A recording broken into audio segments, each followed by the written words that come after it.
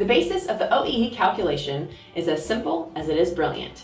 It assumes a theoretical maximum capacity on the one hand and the actual output on the other. The OEE calculation maps out the loss landscape clearly in a way that everyone can understand. The calculation poses these three questions. Is the machine operating or not? Availability. How fast is the machine running? Performance. How many products met the specifications? Quality. We start this calculation with availability. If the machine is producing product while it was available to the production team, we know that it was running. The availability rate indicates the relationship between the time that the machine could theoretically have been in production and the time that there was actual output.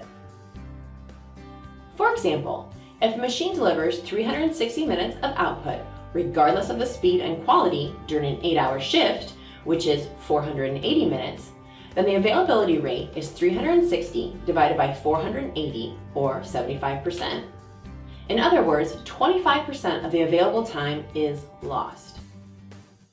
OEE now asks the second question of performance. Say that the machine is designed to produce 10 pieces a minute, in which case you would expect to have 3,600 pieces after 360 minutes, right?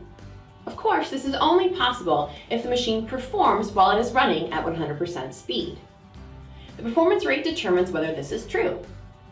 In the performance rate, theoretical output is the output that the machine could have made in theory if the machine had operated at maximum speed during the time that it was actually operated.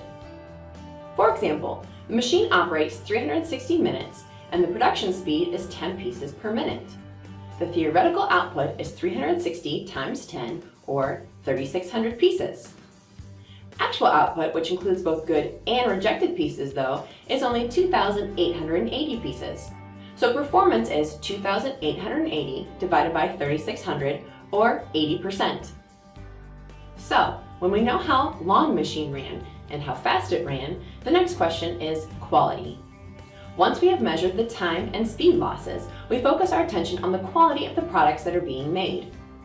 The relationship between the number of units produced and the number of units produced that meet the specifications is called the quality rate.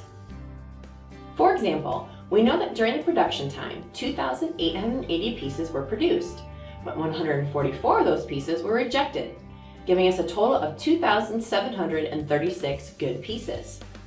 To calculate the quality rate, we take 2,736 divided by 2,880, which gives us 95%.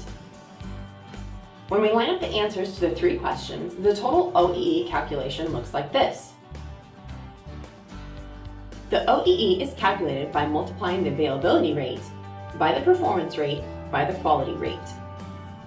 Availability rate is B divided by A, or 360 minutes, divided by 480 minutes, which equals 75%. Performance rate is D divided by C, or 2,880 pieces, divided by 3,600, which equals 80%. Quality rate is F divided by E, or 2,736 units divided by 2,880 units, which equals 95%. So the OEE is 75% times 80% times 95%, which gives us 57%. So, in this example, your machine is running at 57% overall equipment effectiveness. You can take this information and begin to look at options for improving availability, performance, or quality, and see how small changes can make a big difference in your overall equipment effectiveness. For additional information on OEE, or to speak with a specialist about options for improving your processes, give us a call.